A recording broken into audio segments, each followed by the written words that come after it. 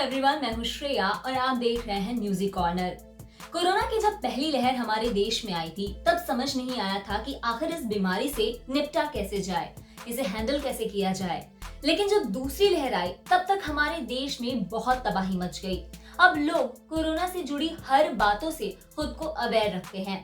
खबरों की माने तो जल्द ही देश में कोरोना की तीसरी लहर आ सकती है और इस लहर में कोरोना का डेल्टा प्लस वेरिएंट सामने आया है जो लोगों की तकलीफें बढ़ा सकता है। आखिर क्या है ये डेल्टा प्लस वेरिएंट, आइए हम आपको समझाते हैं। दरअसल जब कोरोना की दूसरी लहर आई थी तो वहां पर डेल्टा वेरिएंट काफी चर्चा में आया था। ऐसा इसलिए क्योंकि डेल्टा के चलते ही कोरोना के मरीजों को शरीर में ऑक्सीजन की कमी हो रही थी। तो आइए इस वीडियो में हम आपको बताते हैं क्या है डेल्टा प्लस वेरिएंट, भारत में कितने लोगों को फैल चुकी है ये बीमारी और उन मरीजों का हाल क्या है।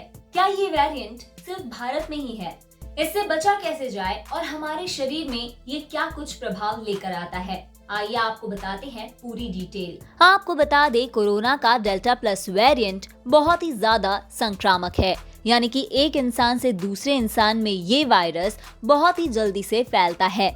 इतना ही नहीं, एक बात जिसके चलते सभी लोग चिंता में हैं वो ये है कि डेल्टा प्लस का ये वेरिएंट शरीर में जाने के बाद एंटीबॉडी की क्षमता को खत्म कर देता है। भले ही आपने वैक्सीन लगाई हो, लेकिन अगर कोरोना का डेल्टा प्लस वेरिएंट आपके शरीर में जाएगा तो आपको बहुत ही गंभीर रूप से बीमार कर देगा। इसके बाद वैक्सीन भी आपके किसी काम नहीं आएगी और आपकी जान भी जा सकती है। यही वजह है कि साइंटिस्ट चिंता में हैं और इसे वायरस ऑफ कंसर्न का नाम दिया हुआ है। वेरिएंट ऑफ कंसर्न क्या है, आइए इसके बारे में जानते हैं कि आखिर इसे वायरस की श्रेणी में कब रखा जाता है। किसी भी म्यूटेशन को वेरिएंट ऑफ इंटरेस्ट से वेरिएंट ऑफ कंसर्न की श्रेणी में तब रखा जाता है जब इन बातों की पुष्टि हो। जब म्यूटेंट वायरस की संक्रमण क्षमता बहुत अधिक हो और ये आसानी से एक दूसरे में चला जाए।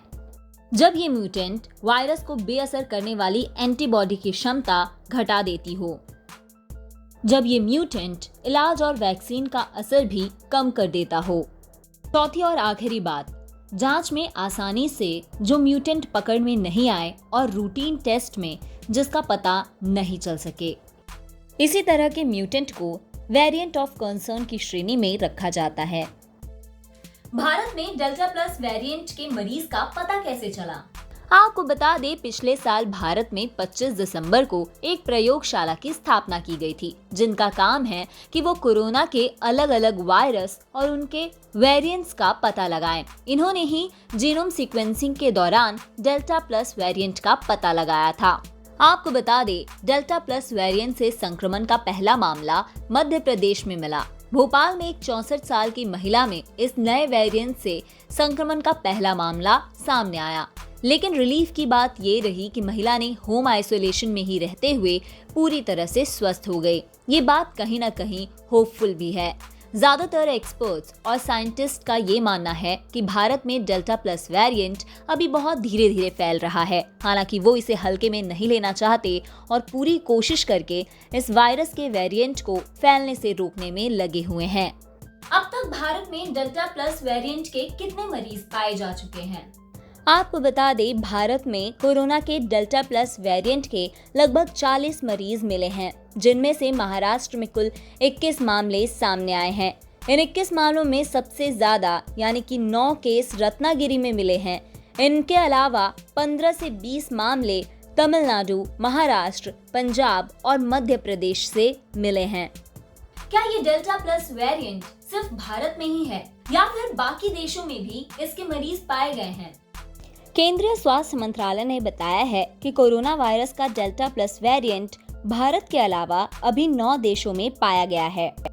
ये देश हैं अमेरिका, यूके, पुर्तगाल, स्विट्जरलैंड, जापान, पोलैंड, नेपाल, चीन और रूस। जहां तक बात वायरस के डेल्टा वेरिएंट की है तो ये भारत सहित दुनिया के 80 देशों में पाया गया है।